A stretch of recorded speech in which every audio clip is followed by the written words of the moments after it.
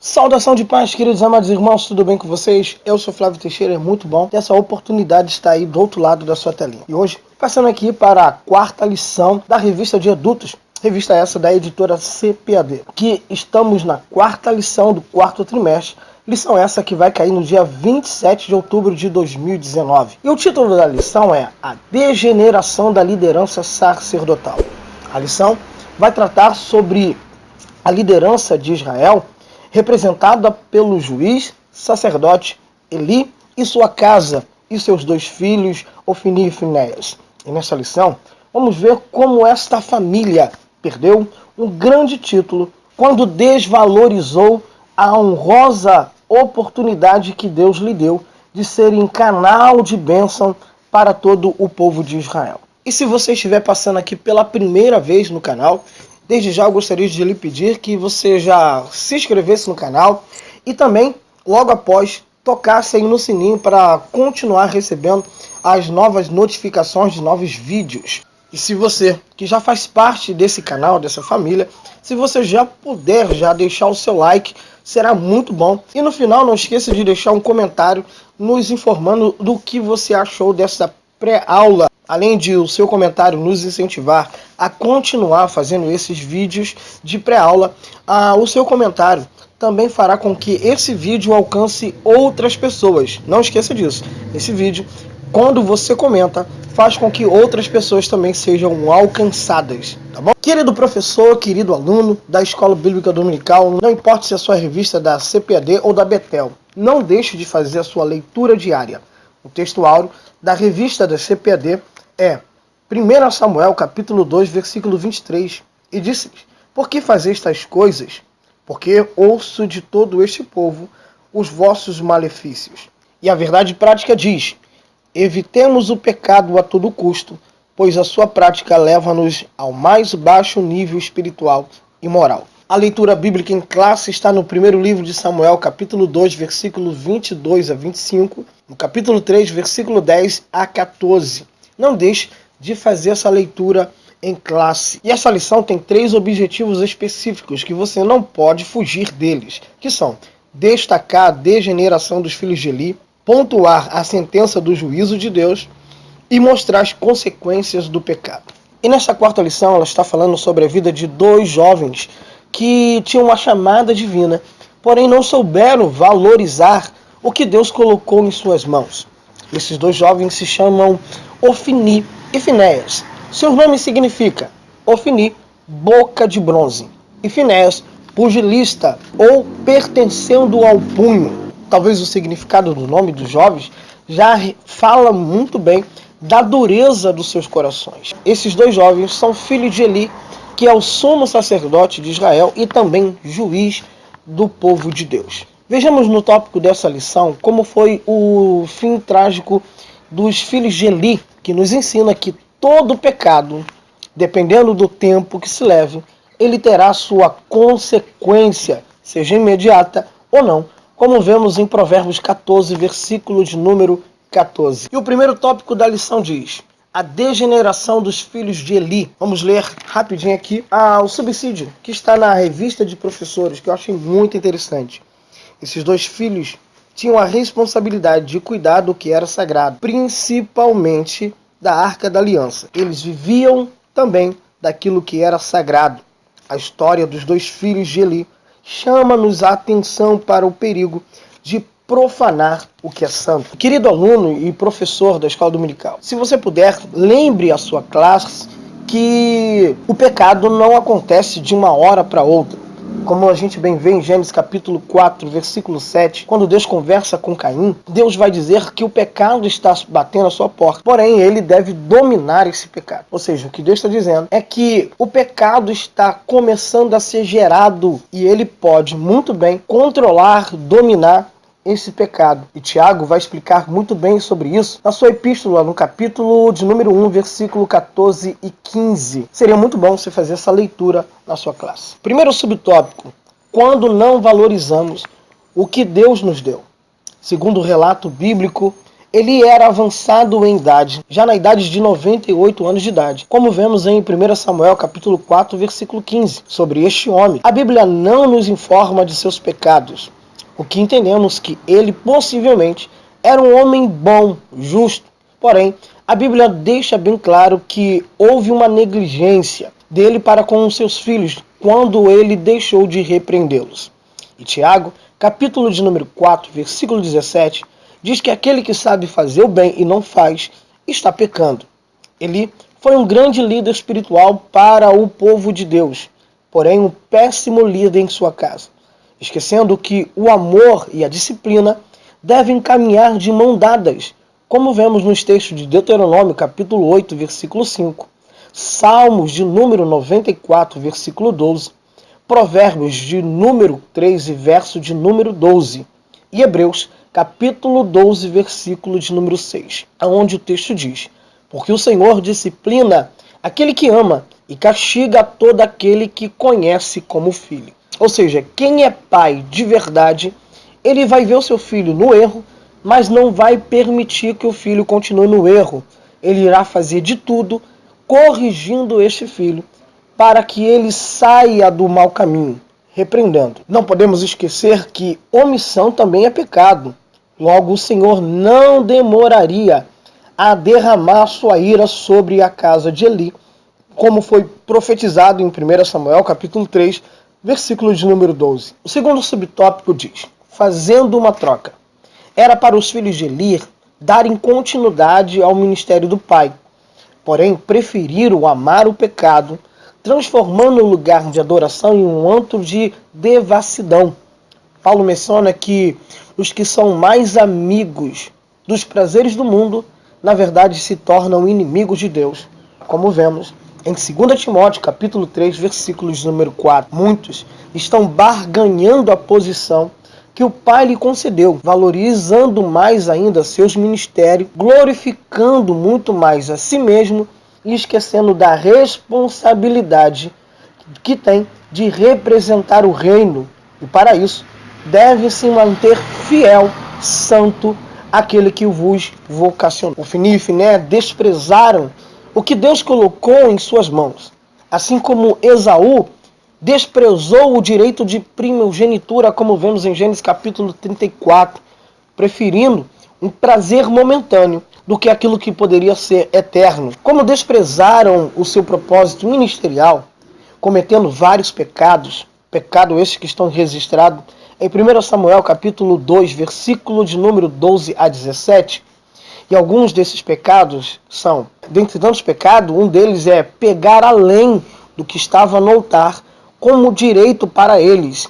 Sim, eles queriam abusar do direito que tinham, como nós vemos lá em 1 Samuel capítulo 2, versículo 13 e 14, pois a lei de Moisés dizia que o sacerdote ele tinha direito da oferta do dízimo que era levado até o templo. Porém, ele não poderia passar daquilo que era ali estipulado, como está lá em Êxodo capítulo 27, versículo de número 3, onde o sacerdote pegava o garfo, enfiava no altar e trazia da porção que vinha no altar.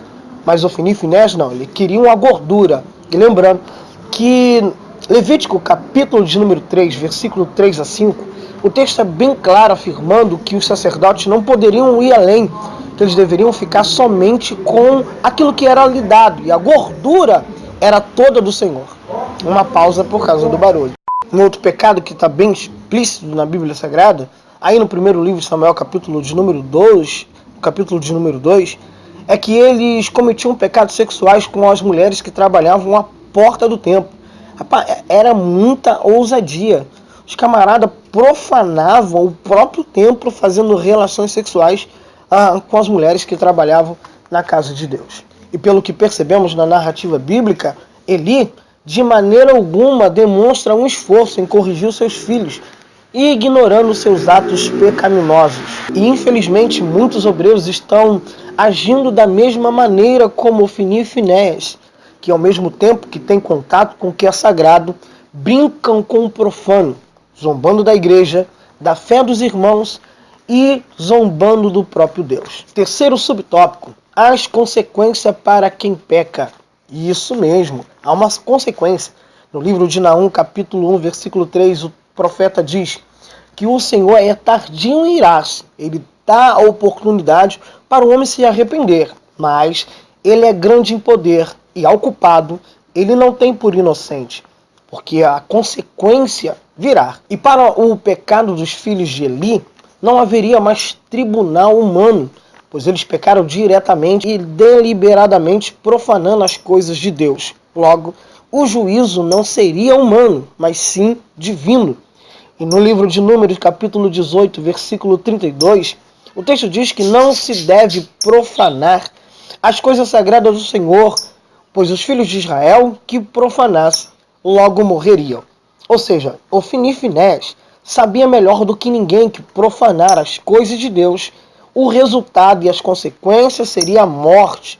Sendo eles líderes e autoridades espirituais do povo, seus pecados automaticamente também influenciavam o povo a viverem do mesmo modo, sem temor e sem uma vida santa diante do Senhor. Esquecendo que os que estão de frente do rebanho do Senhor devem ser o maior exemplo em tudo. É preciso ser íntegro no ensino, incorruptível, reverente e digno e santo, como está lá em Tito, capítulo 2, versículo de número 7. E que possamos ter em mente que devemos ser conscientes que Deus não tolera o pecado, principalmente daqueles que ensinam e estão na posição de liderança, como diz Tiago, capítulo 3, versículo de número 1. Segundo tópico da lição, a sentença do juízo de Deus. Primeiro subtópico da lição, a experiência profética de Samuel.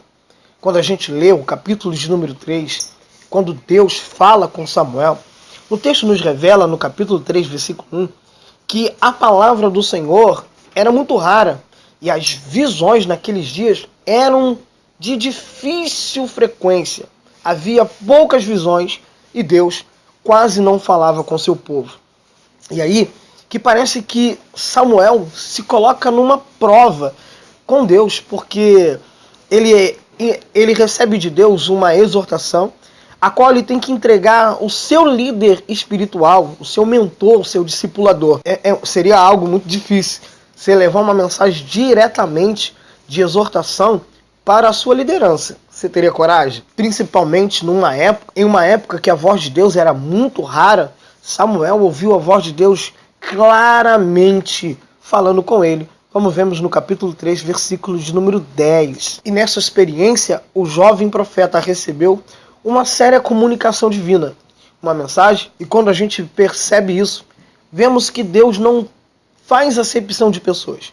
Ele quer usar criança, adolescente, jovem, adulto, o ancião. Sim, ele só procura alguém a quem ele possa usar.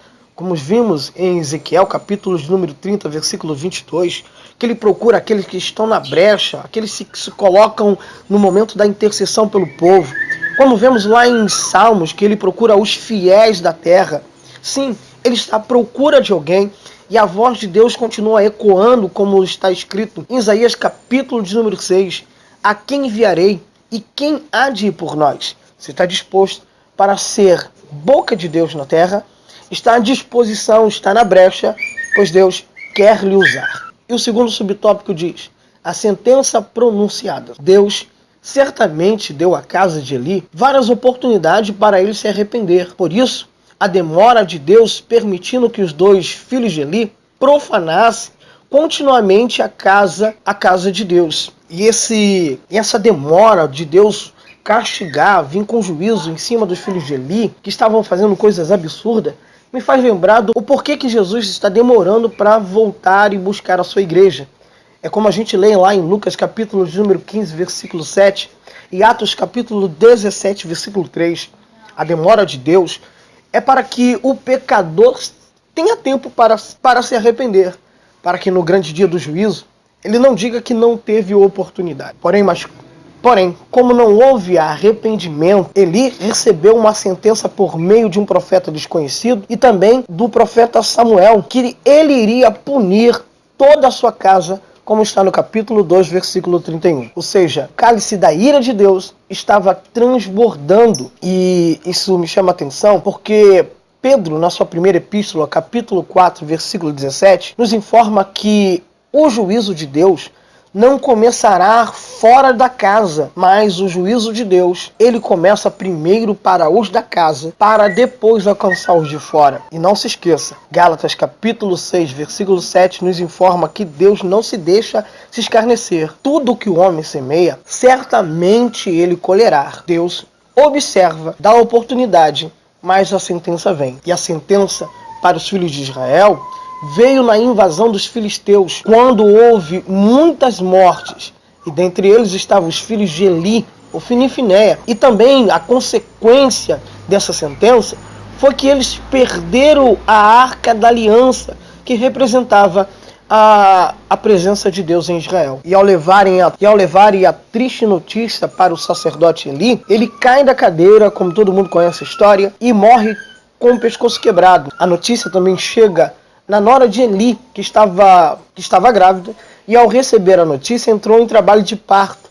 E ao a criança nascer, ela disse: Icabote, foi-se a glória do Senhor. E em seguida ela morreu, como está em 1 Samuel capítulo 4, versículo 18 a 22. Isso nos faz entrar no nosso terceiro subtópico, a desgraça da família de Eli. As predições que foram liberadas à casa de Eli levaram cerca de 130 anos para se cumprir em sua totalidade. Os pecados de Ofni e Finéias e a negligência de Eli encheram o cálice da ira de Deus. Isso mesmo, entenda. Deus tem um cálice que vai se enchendo, chamado ira. E os pecados são a medida desta ira.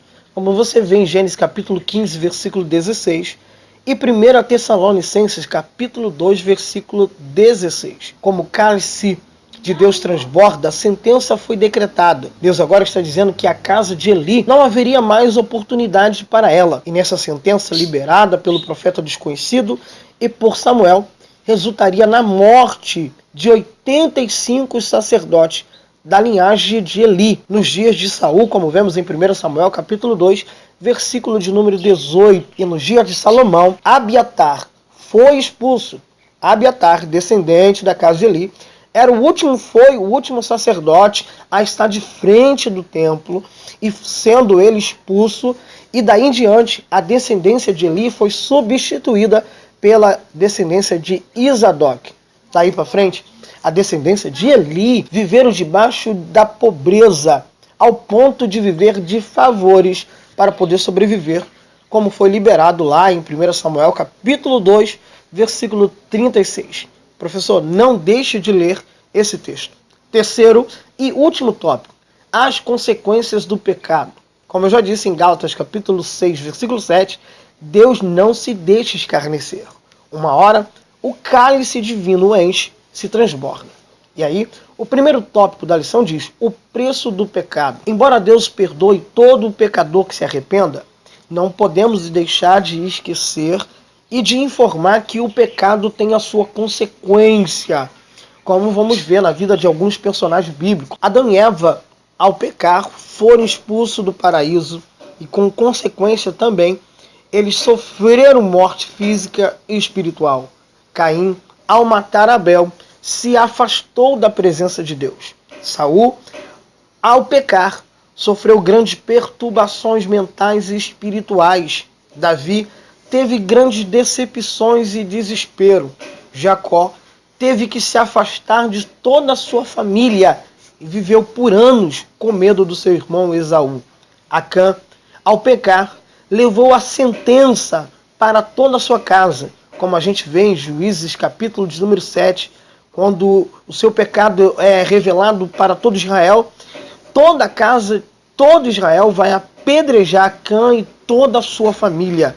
É o que nós vemos lá em Jeroboão também, quando pecou, tentando usar da mentira, mas o profeta revelou e ele sofreu uma grande consequência. O que dizer de Ananias e Safira, que por causa de um pecado, chamado mentira, sofreram a consequência levando à morte. Nós sabemos que a Bíblia não omite o erro de nenhum pecador, de personagem bíblico. Isso serve para nos dar de lições, para que nós possamos ser sábios, aprendendo com o erro dos outros. E como vimos, Eli por ser omisso, negligente, toda a sua casa teve o ministério sacerdotal retirado. Segundo subtópico, os males da falta da repreensão. Não por atentar nas palavras proféticas, Eli não repreendeu seus filhos. Por isso, a casa de Eli padeceu, como vemos em 1 Samuel capítulo 3, versículo 13. Muitos já não acreditam mais no juízo de Deus. Acham que Deus não mata. Afinal, Deus é amor. Porém, há muitas pessoas que estão morrendo.